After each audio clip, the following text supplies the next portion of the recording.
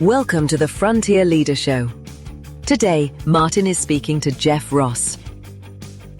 If a manager, or insert your favorite leadership position here, if a manager is not able to describe simply how an AI tool or the key AI platform or tool in the business is actually making their work easier or is helping them, then they're not ready for any implementation of anything bigger.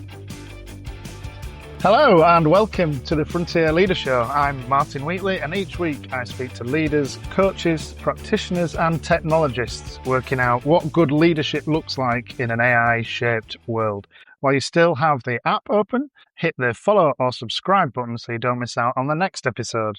And if you want some practical starting points for leading with AI, I have a growing number of resources at www.theaileaderlab.com, and the link is in the show notes. Today we are speaking with Jeff Ross. Jeff is a 25-year operational leader who has spent his career being parachuted into businesses that had come loose and was asked to put them back together, whether that through acquisition, growth, or challenges of scaling. His background in operational leadership spans hotel general management, retail, and service organizations across 4 continents with companies such as Starwood, Regis, Swissôtel, TUI and Apple Retail.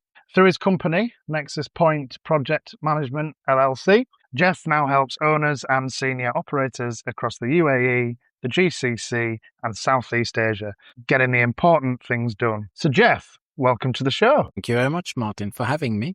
And I must start with a correction. I sent you a wrong note earlier in preparation. It's 3 continents. I wish I would have been on 4, but that's my bad. Good to be on the show. Thank you. I know we've engaged a few times on LinkedIn. Good stuff you're posting there. That's how we met. And we share similar backgrounds from the operation into this topic. Yes. For the listeners, despite my name, I am not from Scotland or any other English-speaking country. So you will hear an accent because I'm from Luxembourg.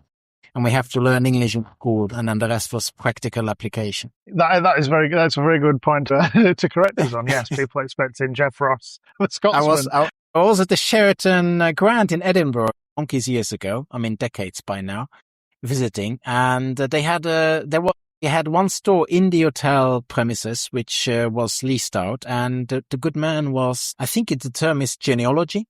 Ancestor research, and I introduced myself, and he's like, so where might you be from? I said, well, I'm from Luxembourg. He's like, nonsense, you're from Scotland. All the Rosses are from Scotland. And I'm like, well, I have some digging to do there. I'm pretty sure I was born in Luxembourg, but anyway. So that's why I like to throw this into the introduction, because it always throws people off when I speak, and they're like, what accent is that?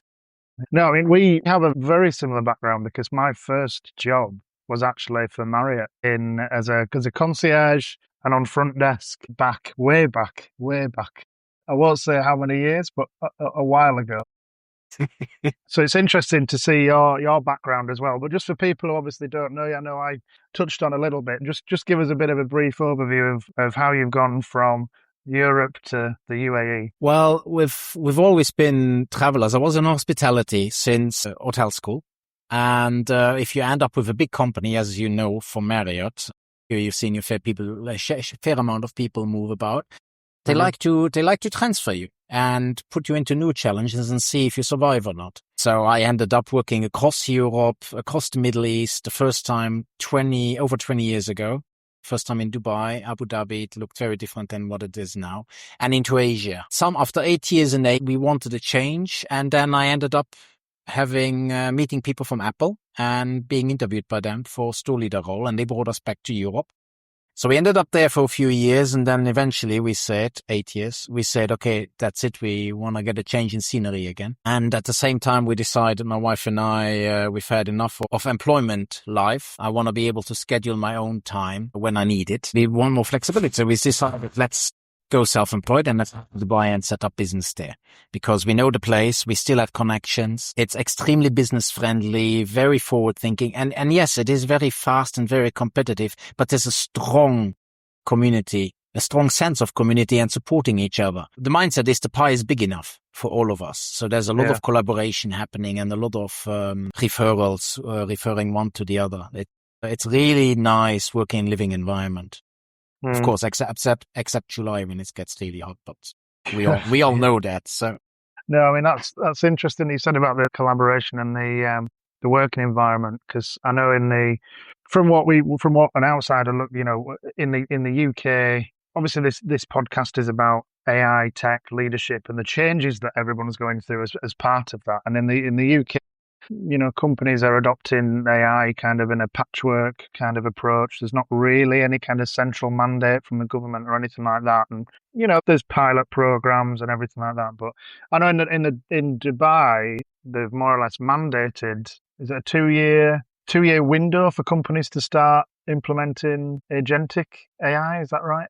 So yeah, back in May, the Crown Prince of Dubai launched a 2-year program to move the whole private sector onto agentic AI, with training tracks running through the Dubai Chamber of Commerce, and then of course incubators and funds, which talk about execution. Things are happening and they're happening faster. It's not like, shall we do a pilot project? It's like, right, let's do this. Let's get this going. How are we going to do it? And how are we supporting people and businesses to do it? Yeah, I mean, I did read a bit on it, and they're very clear that it's agentic AI as well, aren't they? I think they're very much pushing the whole agents, agentic, and what's interesting is when you compare that to some of the reports that are coming out from like Boston Consulting Group, BCG. There's a chart in that report that has 94% of leaders, just leadership roles. 94% say they've heard about AI, but only 39% say they actually know what they are and what they do and what they're potentially going to be useful for. So from a leadership point of view, that's quite a challenge, and to suddenly mandate that, I think it's a bold statement for Dubai, isn't it? It is bold, but it's also, at least from my perspective, it's not surprising. It's very much about building and moving forward, and I don't want to say going with the times, but really, technology is developing so fast, it's hard to stay on top of it. But that if you have the capability, why not help it roll out? Yes, mandate it can be understood differently in some Western countries. Really, here is the program. We would like this to roll out. This is how we're going to support people in doing it, because it is a tool. Gen AI, AI agents, they are tools, and they can really help businesses and help consumers if you apply it the right way. And in leadership, I didn't read the full report from Boston Consulting, but I think you mentioned it once, so I'm familiar with some of the numbers. And that's, for me, it's not a problem. It's where the challenge is.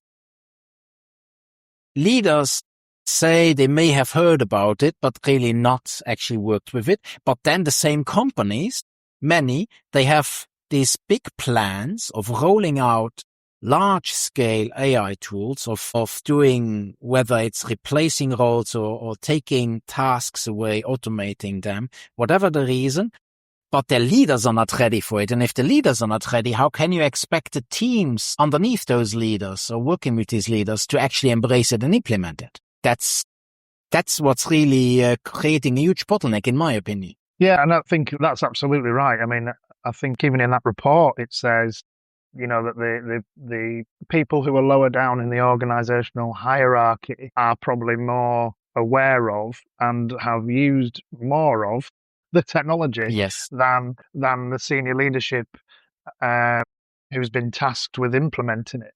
That is a real problem when there's then a mandate from the government to say, we want you to implement this. Yeah, that means everybody has to get up to speed on it and have to start looking at their own organization and how to go about it, which is why they're offering training programs, and not only with the Chamber of Commerce, but also in incubators and funds who are actually supporting and funding startups and scale-ups.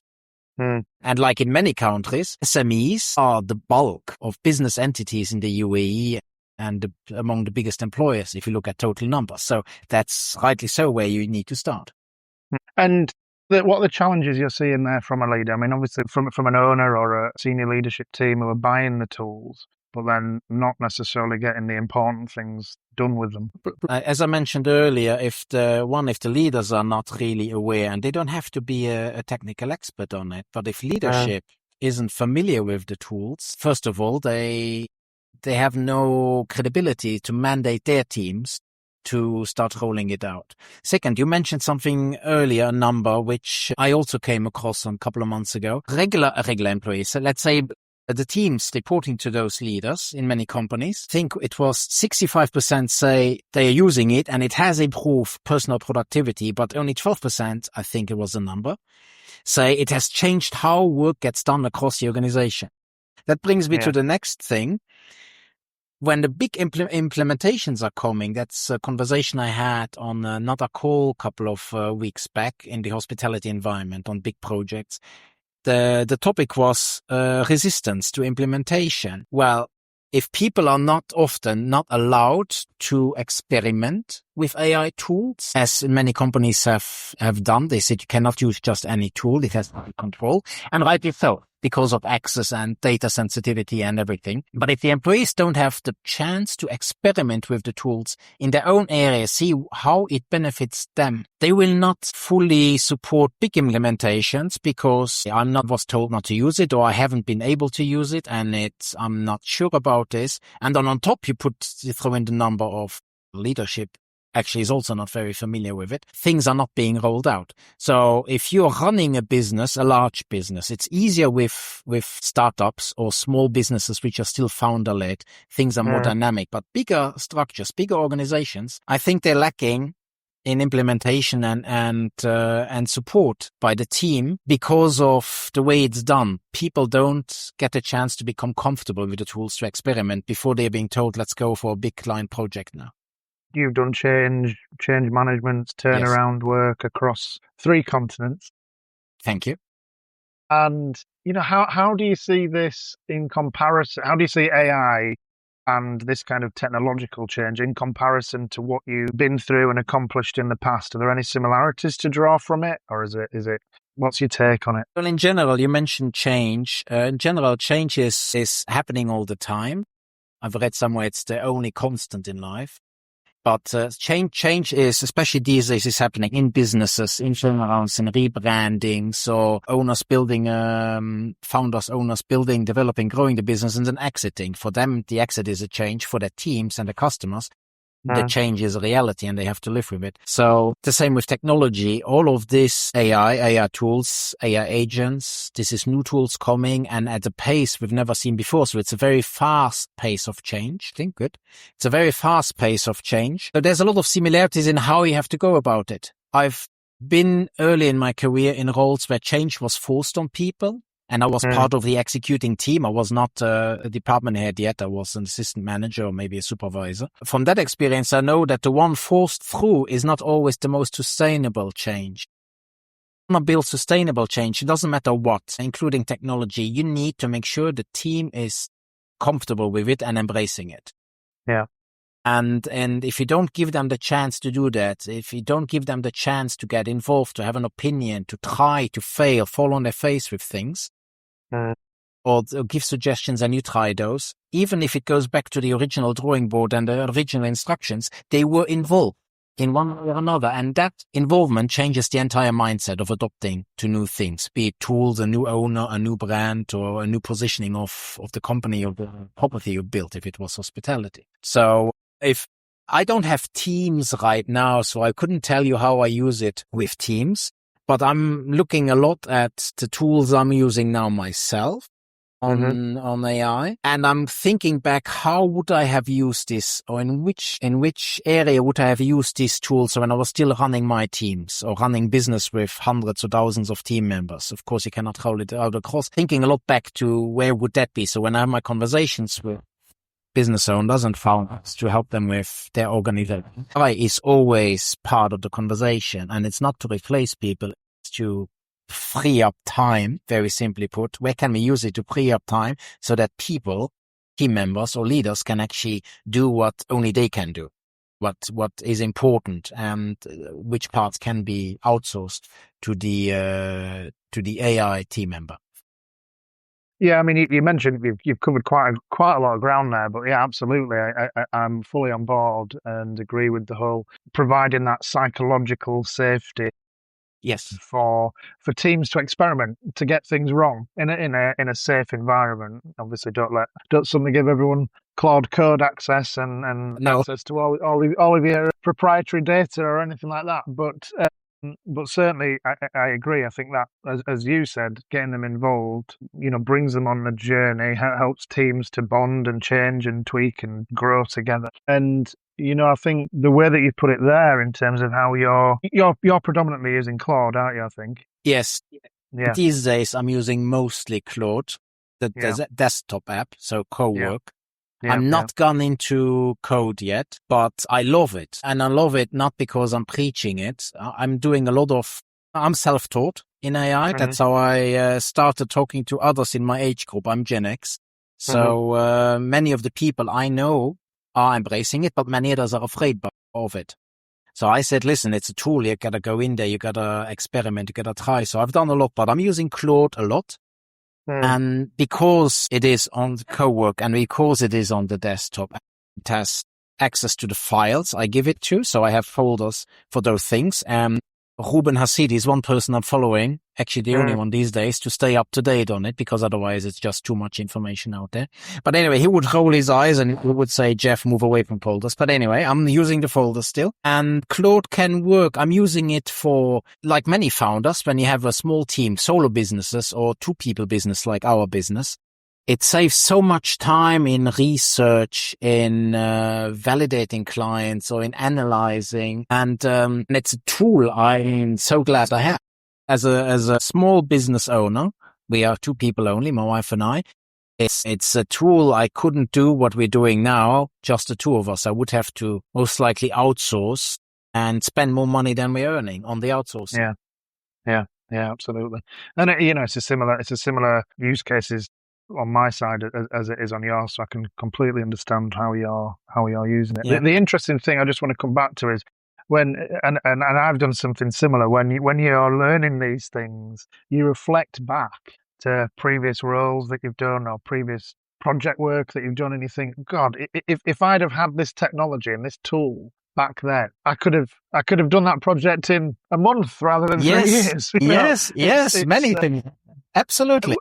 Are there any kind of key examples you've got where you think, that this kind of technology could have transformed something previously that you've done? We did use, to a certain extent, the last one I did, which was post-acquisition integration in Switzerland, in an industry, the second biggest or one of the biggest in the market, bought their biggest competitor, the other biggest in the market, same field. And there was a lot of technology involved. So we used AI-powered tools because there was a lot of decentralized work. So we used those tools to collaborate, to share analysis, and so on and so forth. With what we have now, I think a lot of that work, pattern recognition, running simulations, if you change technology, because a lot there was, if you do a post-acquisition integration of, even if the business is the same line in the same field, like in this case, a direct competitor, they have different tools, different systems, different setup.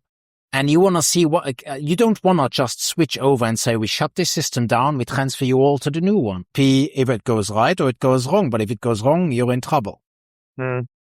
So I would have loved to have, in my case now, Claude, because I know it, to use that or equivalent to run simulations, to do pattern recognition, to analyze whatever workflows or anything, and then to find there the gaps and really turn things around or change things much faster than we actually know in the end. So I can completely understand what you're doing, and I think one of the challenges I think people have is to think through what they can use AI for, other than just rewording an email or summarizing a PDF document. But your example there is a perfect one, where you could point it on the business itself and ask it to give its opinion on what you think the gaps are, where you think the changes can be made. How could we re-engineer this process to make it more customer-facing or client-centric, or, reduce time with bottlenecks or something like that? And I guess that's the real beauty of it. Like you said, using Claude Cowork, it's quite easy to just drop a load of process notes, files, information in there and have it really just rip it apart and give you an honest appraisal. Absolutely. And I don't know, for big organizations, the worry is, what about data sensitivity? you can do this without sharing crucial data. I've done it for a client project with the client's consent. We anonymize data if we needed to share data, but very often all data is not necessary. I mean, it's not like you dump everything in and hope the output is decent. You have to spend some time in thinking, what do you throw in there? What context, what data, and to clean it up. And then you can let it run and you get very good output. You get very good results with it. And I'm saying bigger companies specifically because one of my clients is a college of business. And I'm working a lot with their students, a visiting expert for the college, and it's a business college, and they are focusing on entrepreneurship. And the students, when I speak to the students, they have no fear. They're using AI, and every semester they have to start in the course of their studies. They have to start with creating a business from scratch in a team.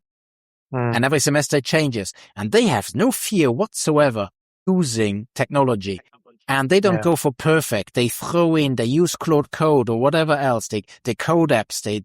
They do exactly what I did. Simulations, pattern analysis, sorting customer feedback, doing surveys and refining the product. And they ship when they think it's ready. And then they refine based on feedback. They don't try and get it perfect. I think it's beautiful that they are teaching that and that they are working like this, because that's how you work in the future. You get people ready to embrace it and use it where they see that it has a benefit to them in their business. Yeah, that's really useful. Really interesting, actually, because I don't know if you follow Ethan Mollick on LinkedIn. No, but I'm going to write down the name. I can't remember which university he's at in America, but he has a very similar principle. You know, he uses AI quite proactively within his course and says where you can use it, what you should use it for. But then there are elements where it's, you know, we don't want to use it here or in exams or whatever. But like you said, getting the younger generation used to thinking with these tools like this is only going to benefit them when they come into the workforce. But I guess the challenge that the younger generation have, and the thing that keeps coming up certainly in the American media and narrative, where, you know, university graduates are booing all the CEOs of Google and whatever in their speeches and everything, because they're worried that they're not going to get the entry-level jobs as a result of AI. So have you noticed any of that yet over in the UAE? Not really. No. I mean, yes, some of the potential clients I have conversations with, they talk about the projects they have and saving so many man hours or saving roles. When my question then very often is, well, where do you want to put those people in? Because AI can do a lot, or AI agents, but they cannot take decisions and they cannot do everything. You need to be not cautious, but need to think it through. It's just taking the tool, any tool in that field, and saying we're going to save so many number of man hours. I think that's a very short-sighted thing. That's many people will disagree with that, but I think that's very short-sighted. In the UAE, I don't see this very actively, but then again, maybe I'm exposed to different fields, different businesses than the ones who see this much more. So I would say we'll find a couple more conversation partners for you in the UAE, and maybe they'll give you a different insight there than what I have. In my field, with the people I'm speaking, not crazy much. No, yes, the question is, where do we apply it? How do we apply it? But the thinking is very different than from the people in Europe I speak with, as an example. I mean, it's interesting, like you said, how the younger generation that you're working with are using the tools, like you said, to interrogate, test, tweak, refine, pivot, ask different questions. So I think that's a fantastic approach, to be honest. Yeah. But just coming back to, obviously we mentioned about, you know, it can strip out time, it can make people more efficient. But from a leadership perspective, what's your take on? I know you've just mentioned there about judgment and decision making, but what else do you think is still going to stay with a leader in an organization? That could be a senior leader, it could be a team leader, it could be, you know, what's your take on that kind of position in an organization with AI? I think it's a super helpful tool, and that's me muting my enthusiasm on that. What is a leader, first and foremost? Doesn't matter if you're a team leader, supervisor, manager in middle management or a senior leader, you are responsible for a number of people and their performance. So you need actually to have time to be a leader, to be there with them, for them, to be a coach sometimes. And many people will roll their eyes when they hear this, but that's the fact. That's what your team sees you as.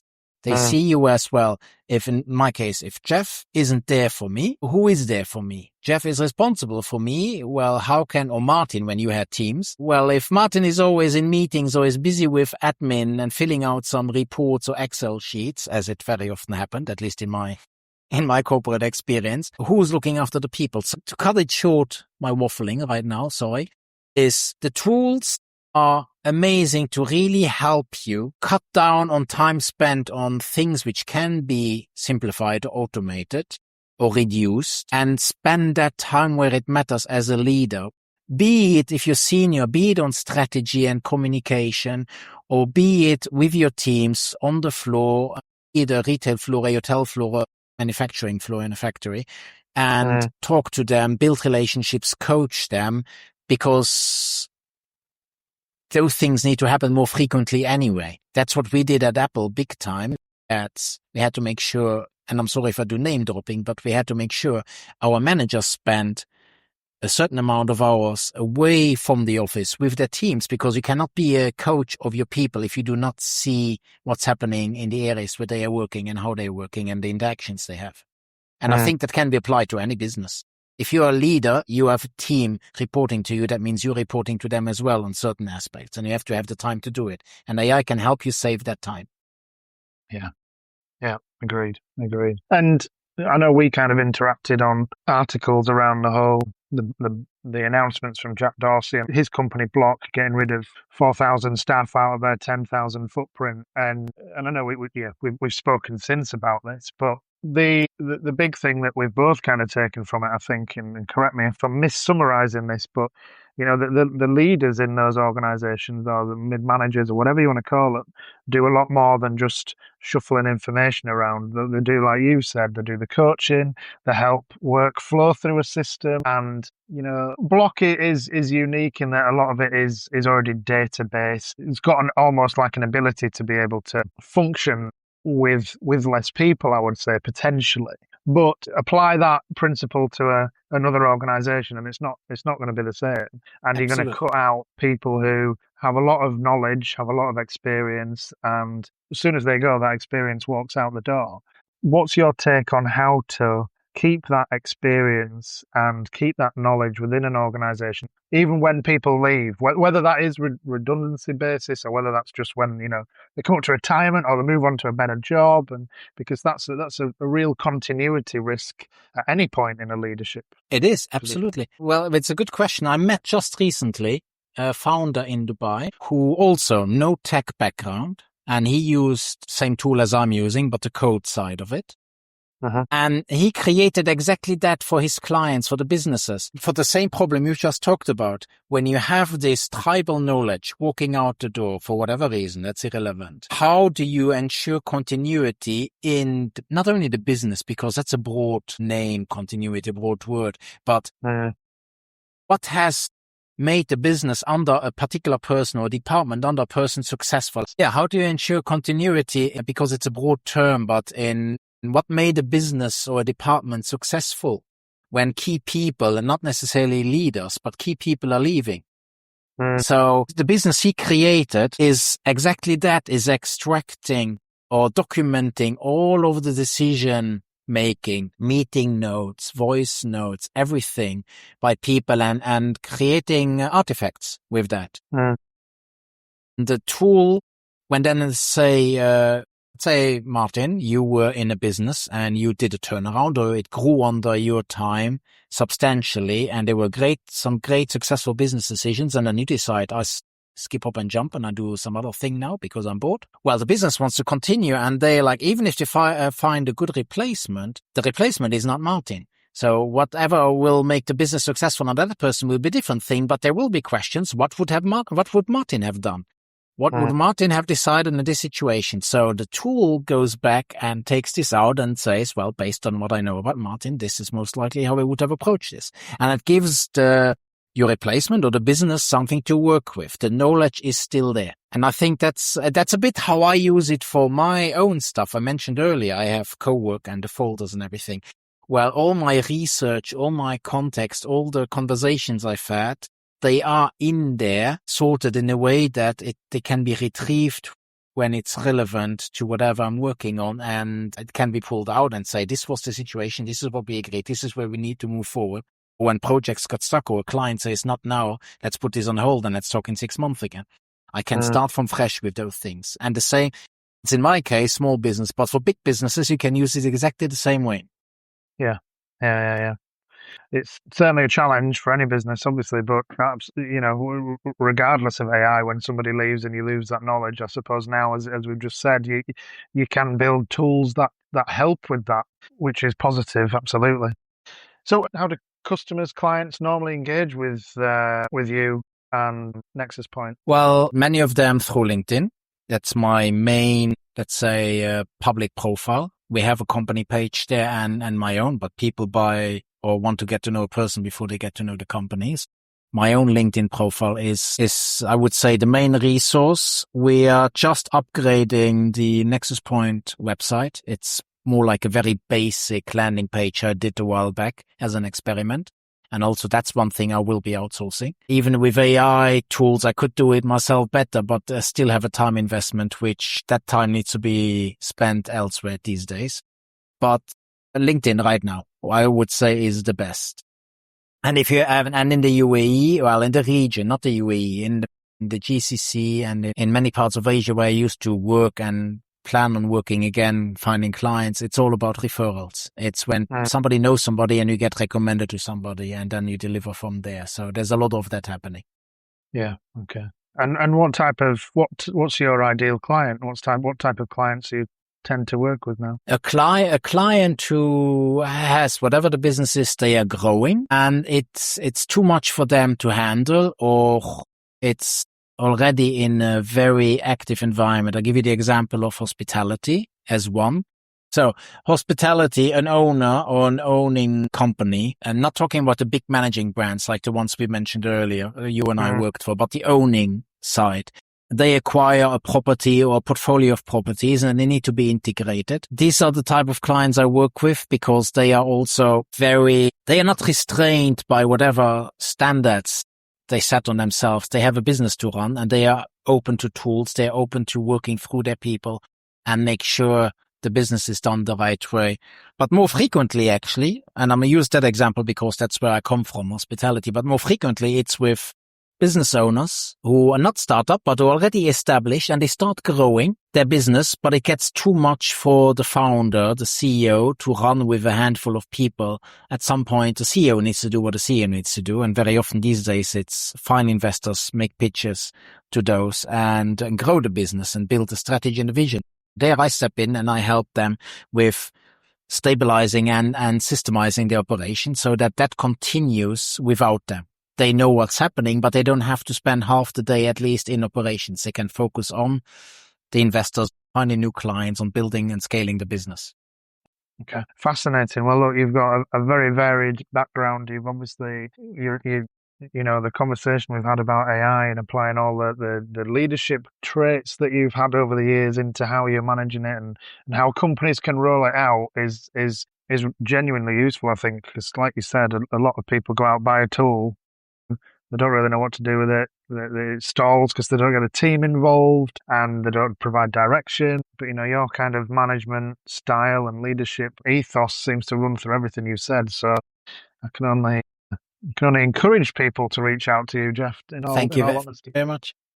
Is there anything else you wanted to specifically cover off that you don't think we've talked about, or you wanted to revisit? Or there's one thing I've mentioned in a couple of conversations with other people on the topic, what you said earlier about leadership.